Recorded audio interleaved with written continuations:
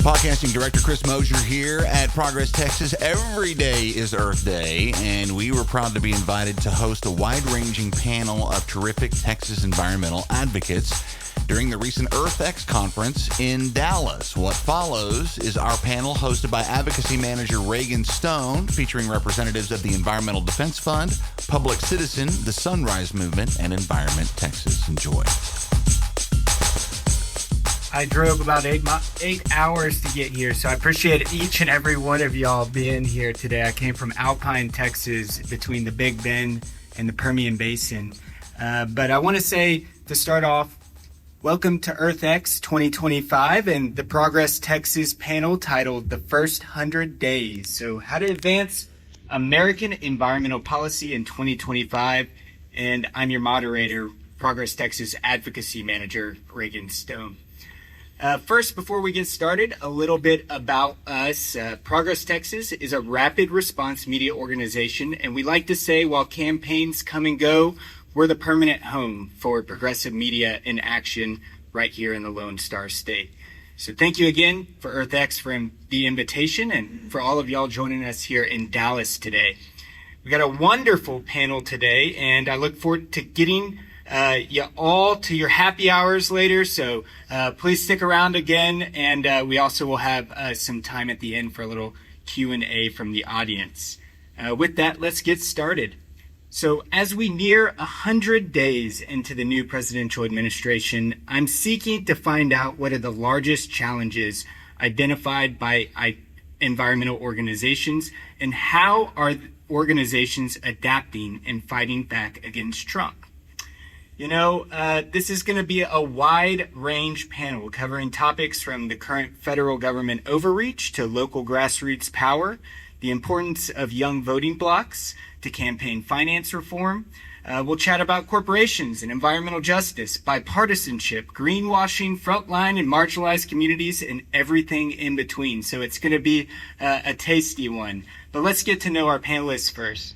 I'm going to just start the way I wrote it. So Zion from the Environmental Defense Fund, Zion Amare, serves as Texas Political Affairs Project Manager, and she leads advocacy, collaboration with lawmakers and stakeholders at the Texas Capitol. And before the EDF, Zion worked in State Representative Rafael Anchia's office at the Pink Dome. She currently serves on 2 boards that focus on engaging youth and Black and brown voters. And thank you for being here today, Zion. Thank you. Good to meet you. And first question up for you as well. Tell me how you got involved in politics, and more specifically, the environmental movement. And part 2, give us a quick overview of what the Environmental Defense Fund does. Yeah, absolutely. Pleasure to be here. My background is actually very not environmental. I got my bachelor's and master's in social work, particularly in political social work. And I wanted to serve underserved communities, marginalized communities that were facing a lot of the social injustices that we see today.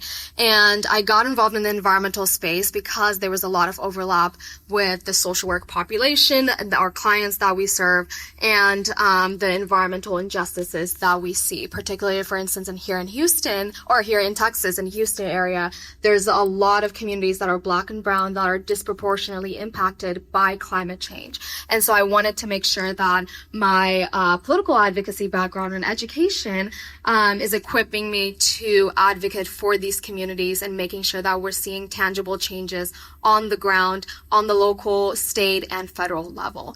And so I've been with Environmental Defense Fund for almost 3 years now. Environmental Defense Fund is a global nonprofit that uses science and data and research to bring solution to some of the climate challenges that we see. I manage the political affairs team here in Texas. We do a lot of political advocacy, especially now during session, along with Ian sometimes as well. Lots of fights against anti-renewable bills, protection of water resources, and improving our water infrastructure, improving our grid. So we deal with a lot of issues on grid reliability. So what happened during Winter Storm Uri does not happen again. And also fleet electrification and a wide range of issues in Texas. Awesome. Thank you so much for being here again. And representing Public Citizen, we have Rita Beving.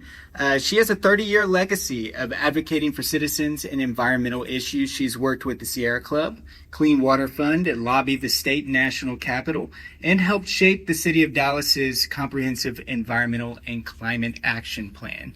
Rita also has an extensive knowledge on fighting pipelines through eminent domain and blocking polluting coal plants. Thank you so much, Rita, for joining us.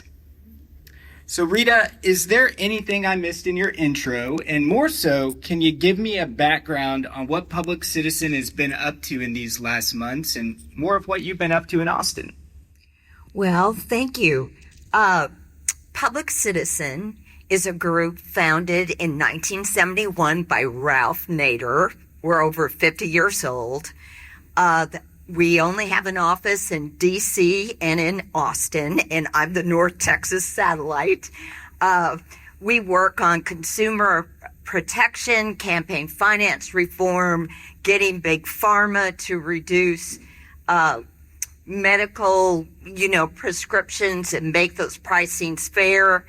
The D.C. office does some environmental work. The Austin office primarily does environmental and energy work. And I just came back from the Capitol yesterday, and I heard the renewable panel. One of the worst bills of session that would kill the future of renewables, SB 819 rather, is passed the Senate, going through the House. We're real concerned about it. And there's some other bills of concern. There's a lot of bills on giving blank checks to the advanced nuclear industry. And there's actually a really bad bill going through committee that would kill the climate plans and the pollution emission reduction plans in Texas. And we're going to talk more about each of those as we have time. But I'm going to move on to a volunteer with the Sunrise Movement. Rohan Bansal is a yoga enthusiast and has took part in a 10-day silent retreat. How can anybody do that? Goodness. But he also calls himself an environmental activist. Rohan has a mathematics and computer science degree from UCLA, and he's currently starting his own business, Lookout Venture Capitalists. But as a volunteer hub coordinator, he organizes and engages the youth locally right here in Dallas, hoping to affect change globally. We're excited to hear your perspectives, and thank you for being here.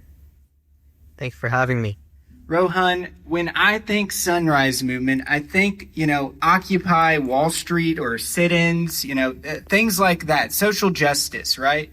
Can you tell me a bit more about what you do as a hub coordinator? And part two, do you have any mentors you look up to that perhaps lead your actions in this movement? Absolutely. Thank you for the question. And first of all, I just want to say that I'm really grateful to be here, to be amongst you all. I've heard so many great things, and it's just like I have deep reverence to be here. So, it's an interesting question. What do I do, right? I run an activist organization, right? The question is, what is an activist? I believe that an activist is someone who speaks truth to power, especially when the power isn't, the people in power aren't hearing the truth of the people, And, Sunrise is a small organization. It's a nonprofit organization, Sunrise Dallas specifically, right? Sunrise National is quite large, and we have many branches, right? But, my primary aim is to organize people and point them in the direction that they need to go to make their voice heard, right? I'm not just a person who advocates for issues. I'm a person who teaches people how to advocate for their issues. That's what I do. That's what my organization does. Yes, that might mean protests. That might mean boycotts. That might mean sit-ins, right? Something to make our voices heard. But that also means giving public comment. That means talking to local politicians. We do everything on a very, very local level. And most fundamentally, we try to reach out to the youth who feel helpless these days and give them a sense of hope and give them a sense of direction. That these are the actions that you can take. What we do is not so different from any lobbyist organization, right? It's just that our instruments are different. My mentors. The people who I look up to the most are Mahatma Gandhi and Martin Luther King Jr. I know this is I work in an environmental nonprofit. It's also a social justice organization, right? But I believe that apart from, their leadership skills, their oratory skills, their conviction, their philosophy, what set Martin Luther King Jr. and Mahatma Gandhi apart were two things. Number one, their ability to ask for the right things, right? To try to enshrine things in the rule of law. Mahatma Gandhi asked for the British to leave India, to leave the British rule of law, right? And Martin Luther King Jr. asked for equality amongst all people to be enshrined in the rule of law. I believe that as an environmental advocacy group, it's very, very important that we have clarity on what we're asking for on a local level, on a state level, and on a federal level. Only then does it make sense to have our voices heard. And that's what I aim to do in Sunrise. And the second one is strategy. These people were very smart in the way that they used the power of the people tactfully, right? They hurt, the Britishers or, whoever, the U.S. government at the time, where it hurt, right? And I believe that's what all environmental activist organizations need to do, Thank you. Yeah, so it's not just about voting, and we're going to get into that too. But first, via Environment Texas, y'all probably know him well. Ian Seaman serves as City Hall advocate and works to secure clean energy, water, and air, as well as well-funded parks and a livable climate across North Texas. Ian's led campaigns to include environmental reforms in the city of Dallas's comprehensive plan, protect public transportation funding, and streamline rooftop solar permitting. He's a Texas master naturalist and sits on the board of the League of Women Voters of Texas. Thanks for being here today, Ian, and thanks for inviting me to be here as well. I appreciate that. Yeah, absolutely. Well, Ian, I'd like to hear about what Environment Texas has been up to, but also, you've been here all week at EarthX. Can you start with just telling me, what you've learned, what's been of interest?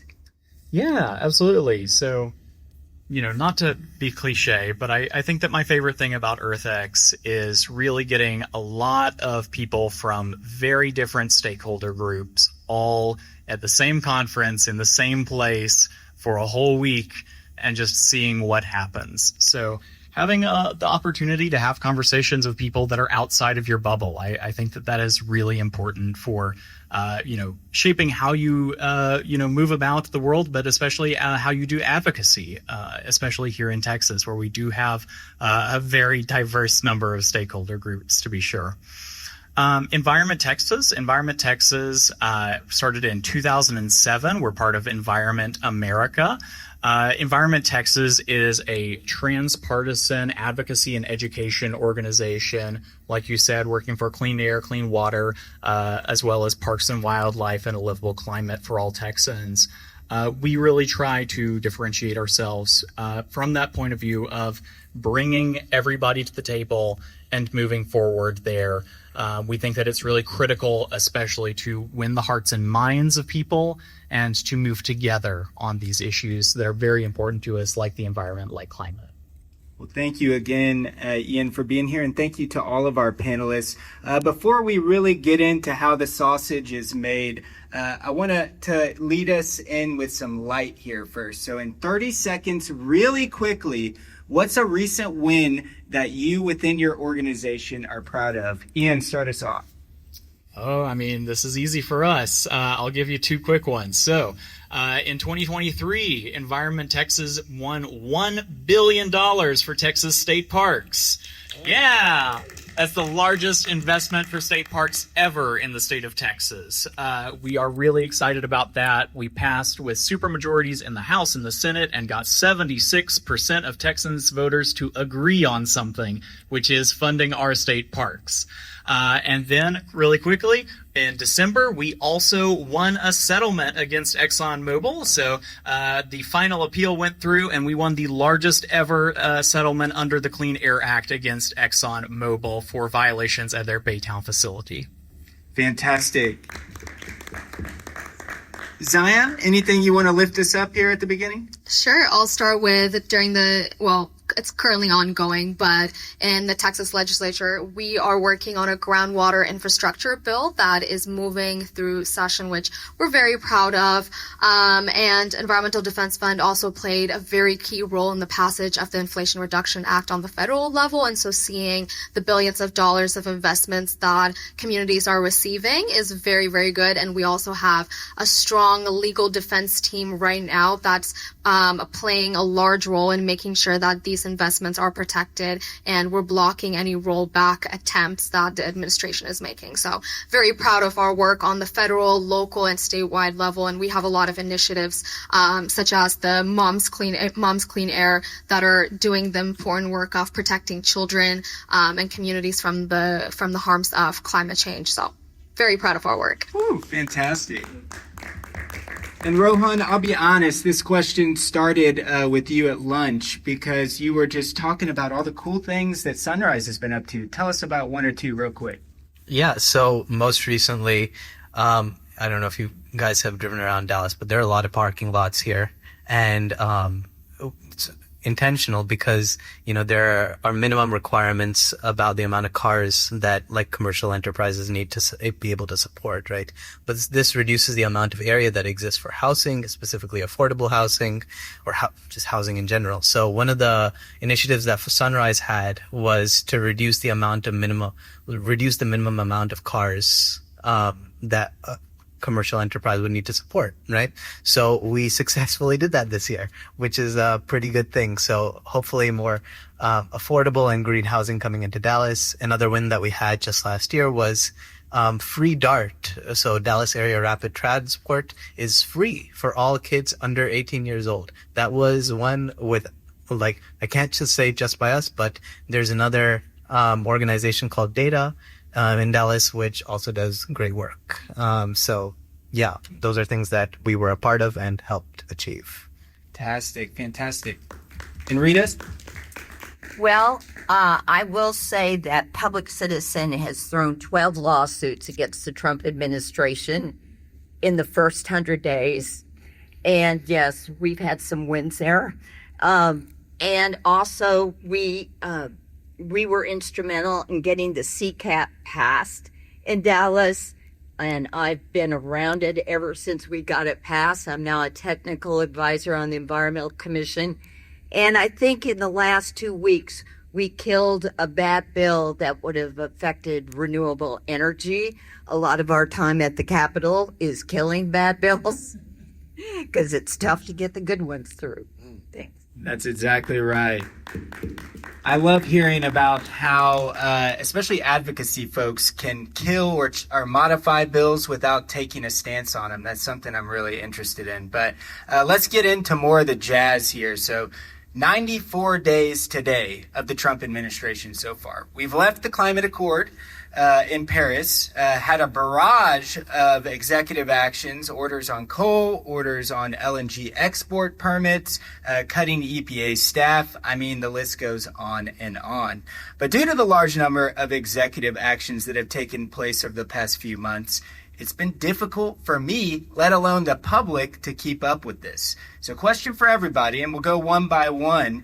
But what is one issue that you think deserves more attention or causes you the most concern about making progress on your work? So Zion, you were telling me about the bipartisan infrastructure projects that are being held up. Am I right about that? And, can you tell me more about that? Yeah, absolutely. So like I mentioned, Environmental Defense Fund played a key role in the passage of Inflation Reduction Act. And there is billions of dollars worth of investments from tax incentives that communities are going to be seeing trickling down in their area.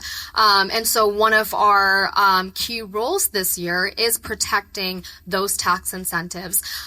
We believe that at the end of the day, a lot of community members care about clean air, clean water, and healthy communities and a healthy future, no matter who's in the White House, no matter which administration it is. And so we're uplifting this messaging of clean energy equals more jobs in your communities, and cleaner air in your communities, and also lower energy bills. And so we're uplifting this messaging and making sure that we're protecting rollbacks. During Trump's first administration, he tried to roll back over 120 environmental protections that were put in place, and over 80% of them were blocked in court. And so we're continuing that work this year of making sure that we have a strong legal team, we have a strong team on the grounds talking to community members, we have a strong team on the state advocacy level to protect these investments that were made during the Biden administration,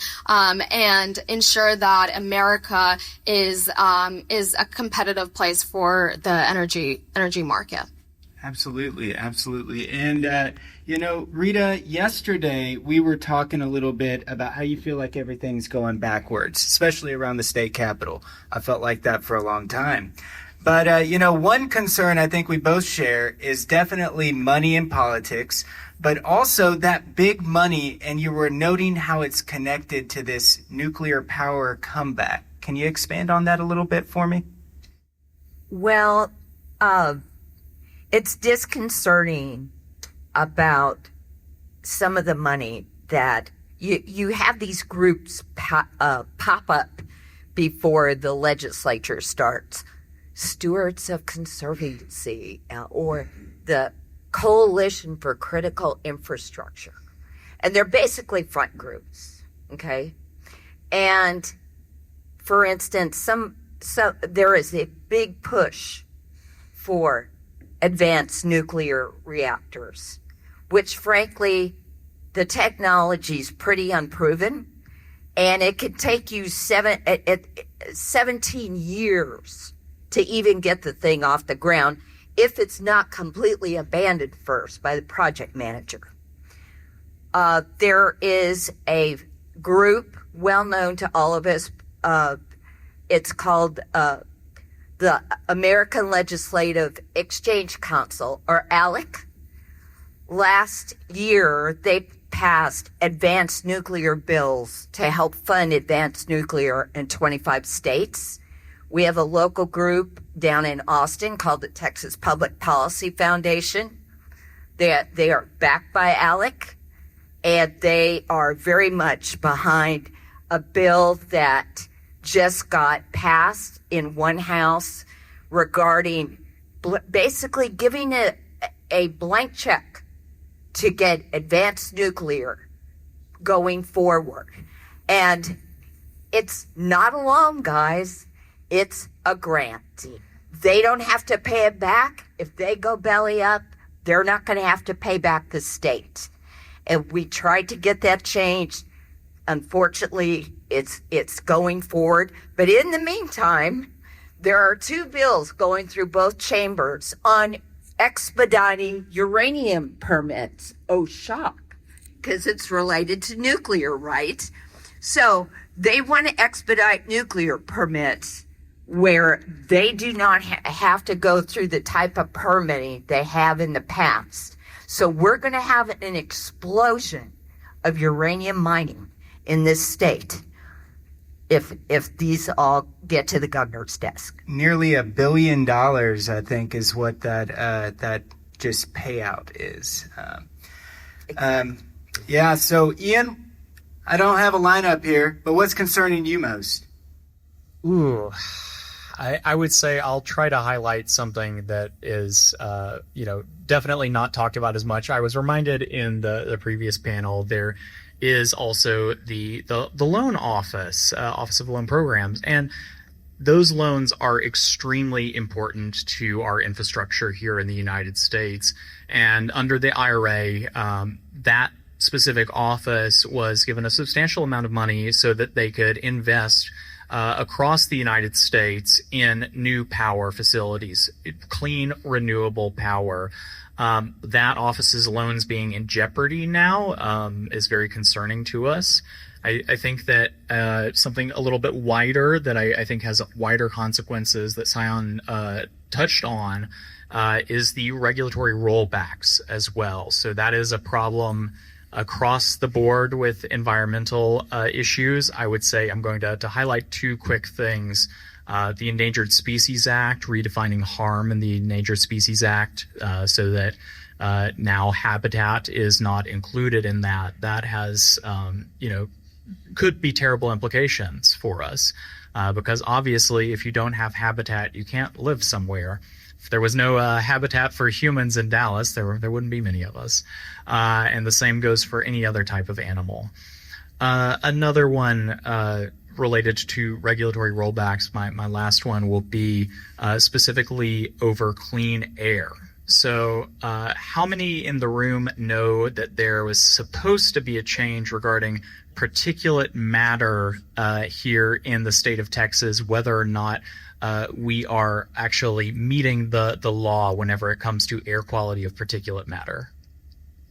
So maybe 1, 2, including the panelists. So a few years ago, every few years, the Environmental Protection Agency updates our pollution standards to the best science of what is actually the level of this that has significant harmful implications for human health. Just a few years ago, that was updated for particulate matter, which are tiny particles in our air. You can think of them as soot. That's the typical name for them. This is the most dangerous kind of air pollution for humans with the highest mortality rate.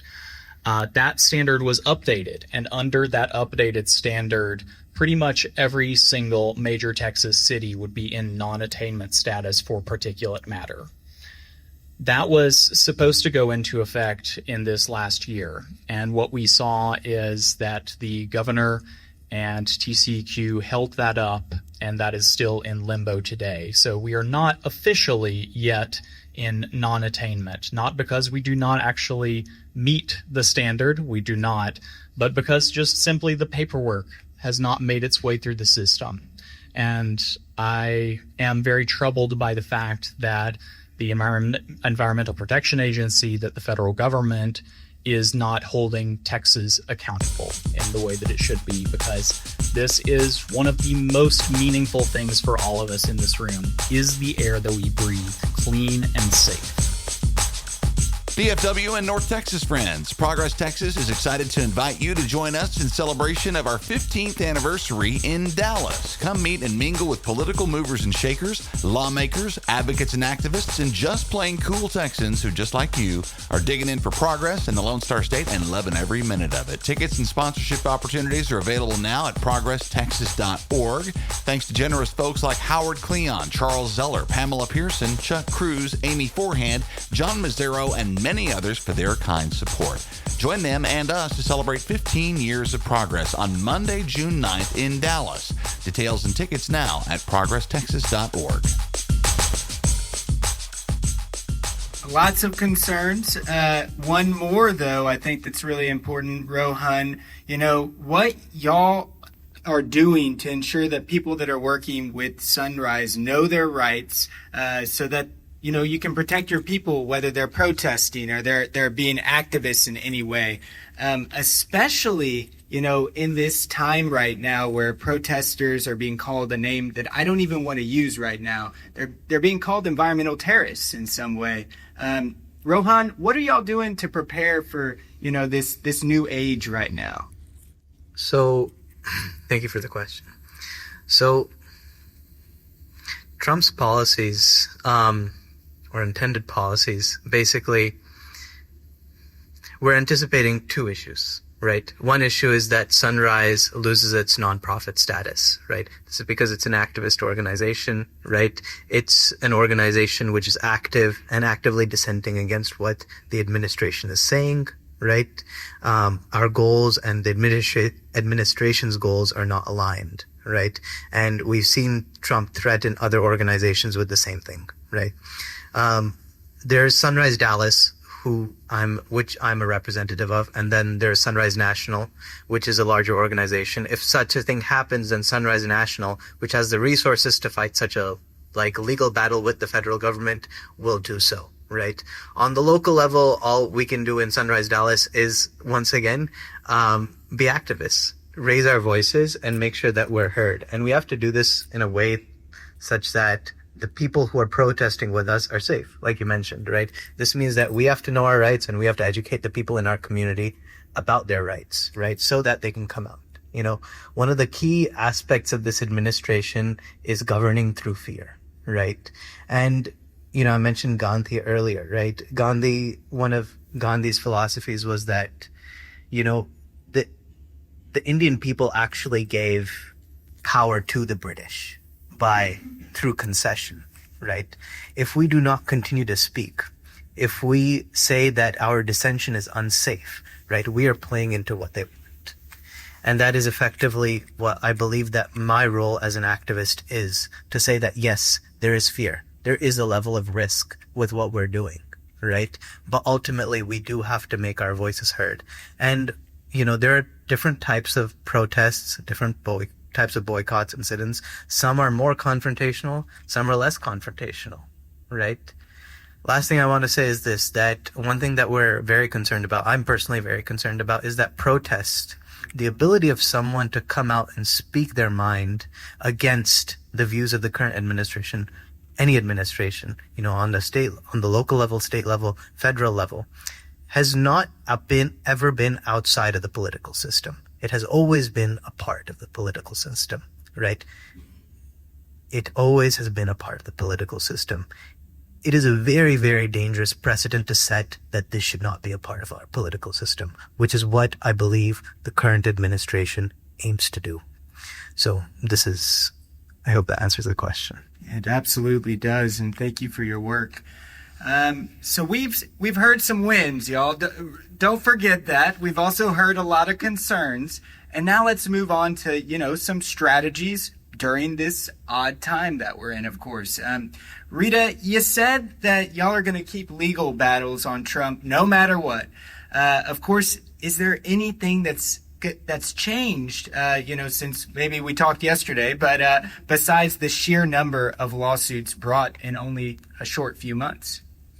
Well, here's the thing, right? Of those lawsuits, we've won some injunctions, but of course the administration is appealing those. The one that we just threw about a week ago was one where all the climate tools and all the EJ screening, where one can go and look at a certain area and look at the demographics, what the cancer risk is of those areas, etc. The administration started taking those down about as soon as he walked in the door. And so we sued along with other organizations to get those tools back up, because they're very, very good informational tools. At the moment, I can't tell you where that's at, but, you know, we are going to keep throwing lawsuits, and if they escalate up, we will go ahead and do that. We work with Democracy Forward, the ACLU, so we work in coalition with other groups to get that done. And just like we fight down at the Capitol to kill the bad bills. Absolutely. Well, Ian, I'm going to work over to you here, and in lining this up, of course, I want to know about, you know, some strategies as we find ourselves in these times. But I know also that you deal with a lot of local projects and plans. Do you see work getting hyper local right now? And, you know, does that galvanize change at the state capitol and beyond? Ooh, good question. So, yes, you know, whenever there is a tougher time in one venue, that is a great time to move to a different venue. What we're seeing is, you know, as we specifically at the federal level talk about things that, you know, I hope that we can all agree on, like clean air, like clean water, like keeping the clean tax credits. While we, you know, keep up that, we do spend more time at the state and local level where we can get more things done. As a municipal kind of regional advocate here in the North Texas area, I think that there is really a lot of merit to working at the local level. Not everything is national. 80% of Americans live in urbanized areas. And yet, how many advocates are in those areas? How many organizations are working with those communities versus how many are just in Washington? I'll say that Washington probably outnumbers the locals by at least 10 to 1. I would love to see this be a time where we do focus on those communities that, are maybe even just not aware of some of the actions that they can take for their residents in regards to having a clean and healthy environment for them. I will say, however, working at the local and state level is made much easier by things like the clean energy tax credits, things that can superpower the work down at the local and state level. Much of what we saw with the IRA was money and tax incentives that were funneled down specifically so that communities could make the decisions about what makes the most sense for them. Those communities, I hope, will continue to have that funding, and I think that will be one of the biggest advantages of having that be a local decision at the local level, is that for those people getting those, tax incentives, getting those grants, that is not a nationalized issue. That is something that is directly affecting them in their homes, in their communities. And so whenever someone says, hey, I think that we should take that away from you, I hope that we can come together and say, hey, that shouldn't be partisan. That affects all of us that live here. That's right. And, I will note a quick partisan summarized quote here from the newly elected Texas Democratic Party Chairman Kendall Scudder. Something to think about is, we look at Houston or San Antonio, Dallas, Fort Worth, Austin, these major metropolitan areas that are nearly million people cities, if not more. And he says, in any other state, these towns and cities like Lubbock or Amarillo or San Angelo or the Rio Grande Valley with 100,000, 200,000 people, they would be major media markets for these issues that we're talking about. And so that's something to think that we have a lot of room to expand in those regions too. Yeah, so I'll just add to that just a touch. I think that a big part of this is cultural and kind of feeling the empowerment that you can make change in your community. What I've noticed as a Dallas City Hall advocate is that in the city of Dallas, we have great people like Rohan, like Rita, like Sion. We have all of these people that are, feel empowered to make change, feel empowered to, go into their community, to go to these municipal meetings, to go and advocate for them. But what we don't see is in any of the suburbs, in any of those cities that are seen as secondary here in Texas, like Amarillo, like Lubbock, these are not podunk towns. These are towns like the town that I live in, Plano, Texas. More than 250,000 people. That's the same population, I like to remind people, as the city of St. Louis. And yet, I don't think we have the same kind of advocacy community as a city like St. Louis. So I think that one takeaway is, you might see a lot at the federal level right now that is very overwhelming. But look around you and go ahead and, pick up your plowshares. It's a great place to get to work here in Texas.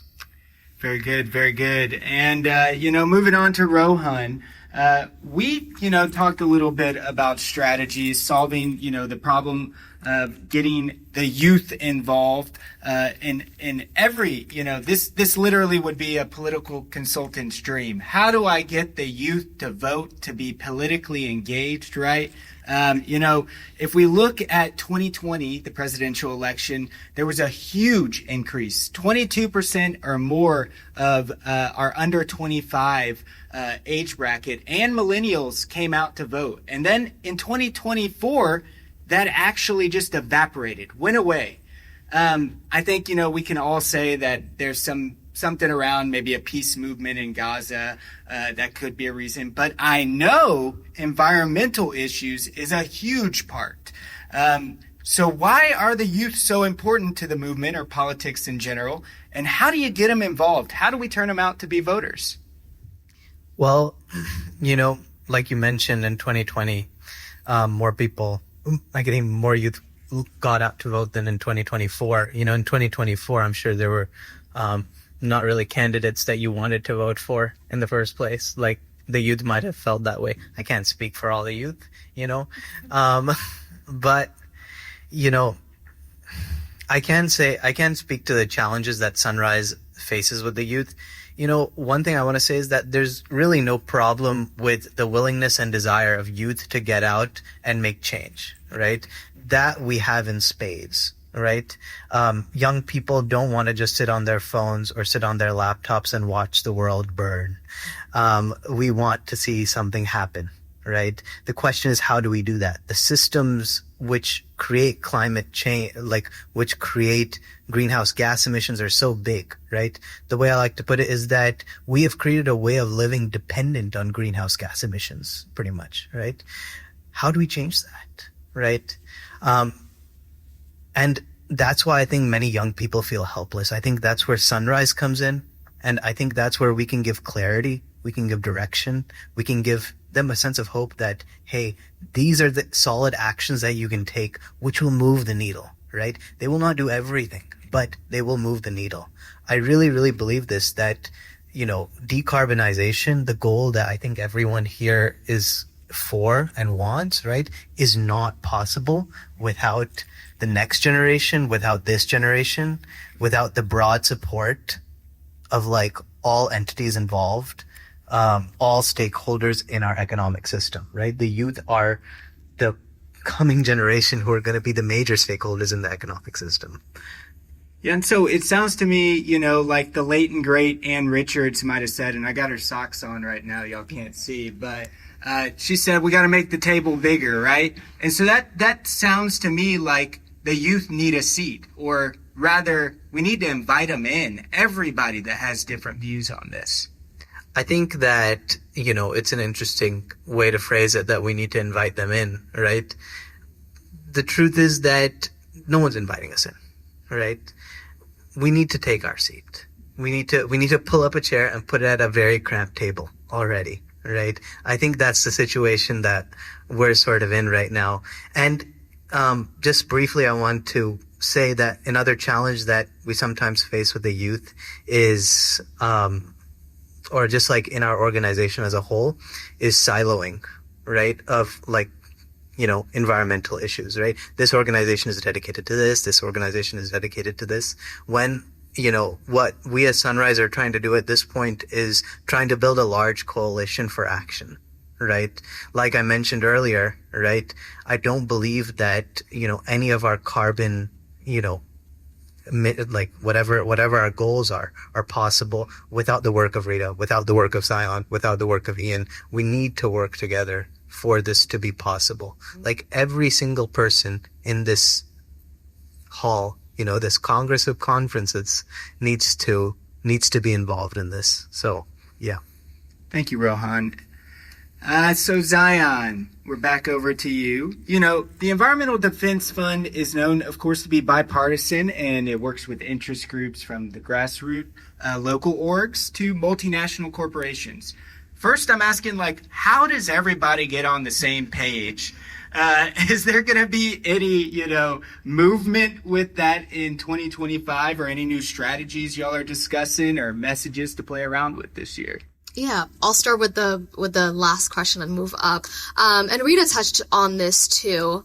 This administration has closed down the Environmental Justice Office that's been open for 30 years to protect overburdened communities from the impacts of climate change. They've also taken down environmental justice tools that were used to map out where these injustices are found. So one of the strategies where we've implemented to counter this is by implementing our own tools. So So for instance, we have the Climate Vulnerability Index tool. If you search CVI, you'll find it. And it uses census tract data and over 180 tract data to map out your vulnerability based on health, based on your location, your age, your race, and a bunch of other factors. So we've implemented that tool to serve community members, but also it can be a data that lawmakers use to influence their policies. Another tool that just came out is the petrochemical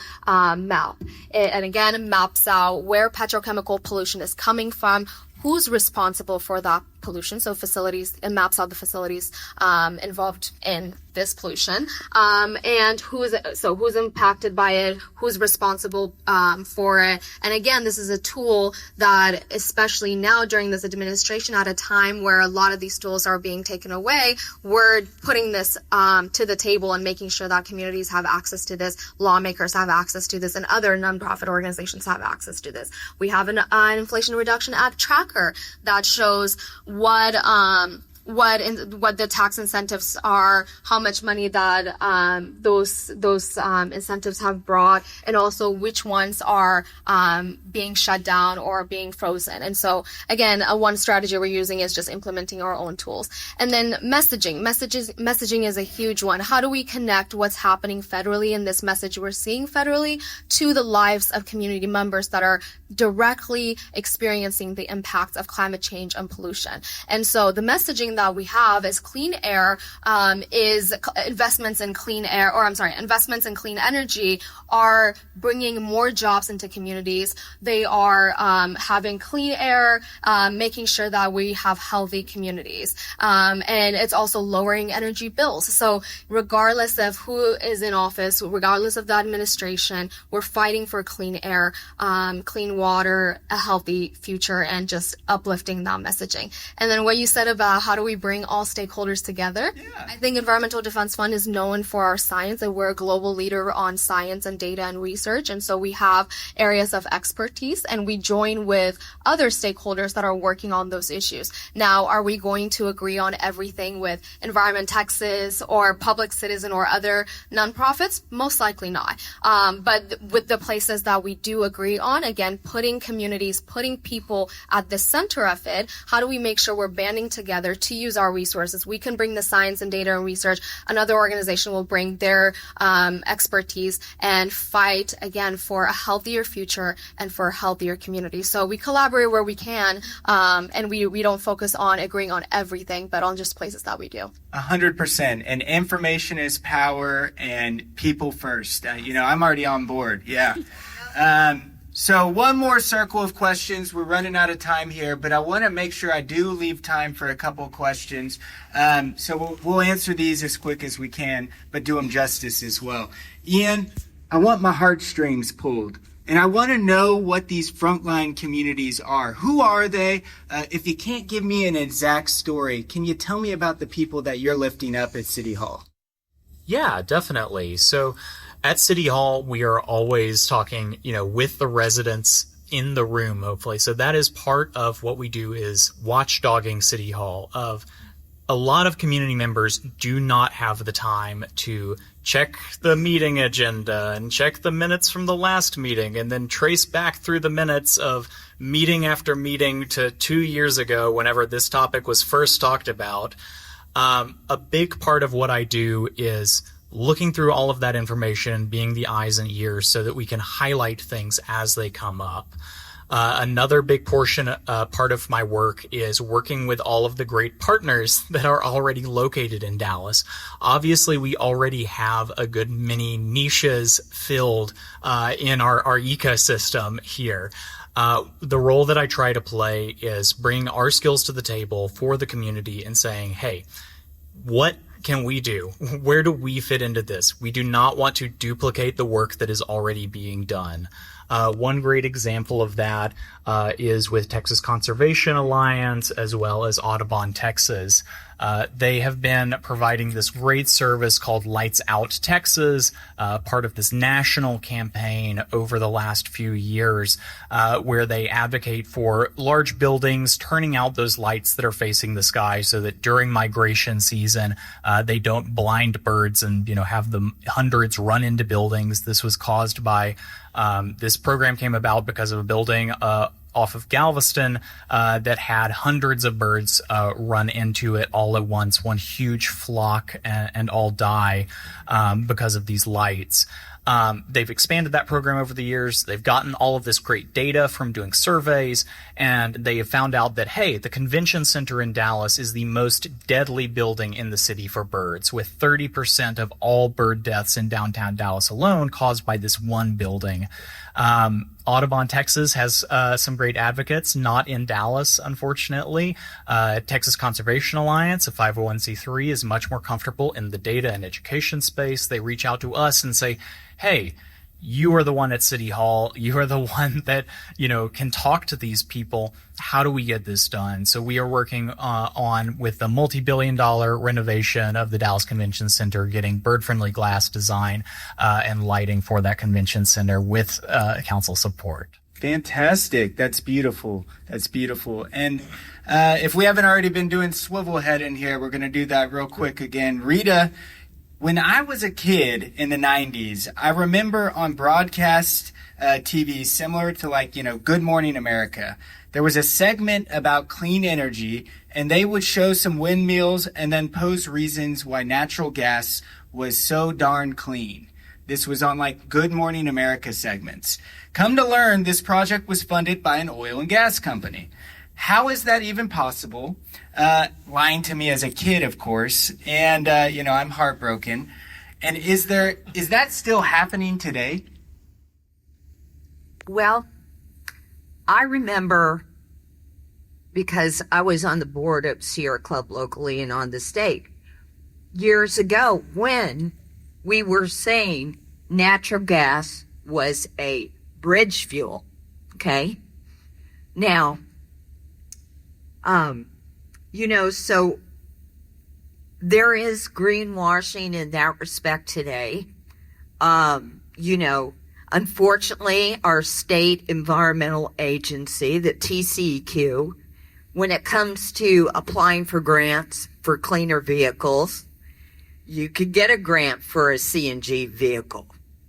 And there's also all this talk about hydrogen. A lot of people don't know. A lot of times when they pump hydrogen in pipelines, it's mixed with methane, right? Which the oil and gas industry loves. And just like the other day on nuclear, oh, there's no waste. We can totally reuse the rods. There is nothing to worry about with nuclear. And so that, you know what? It's easy to listen to a sales job, but go find the data behind it. So it just continues in a different way today. Absolutely. Well, I want to thank all of our panelists up here today. We got a couple of minutes for our Q&A session, but I want to remind everyone, Progress Texas, we're working hard to connect communities of diverse Gen X, Millennial, and Gen Z Texans, and give a voice to a growing majority of people with the ultimate goal of leading a more representative democracy. So I ask y'all and encourage y'all to go to progresstexas.org and feel free to support us there as well in all of that work. And please give a warm round of applause for all of our panelists today.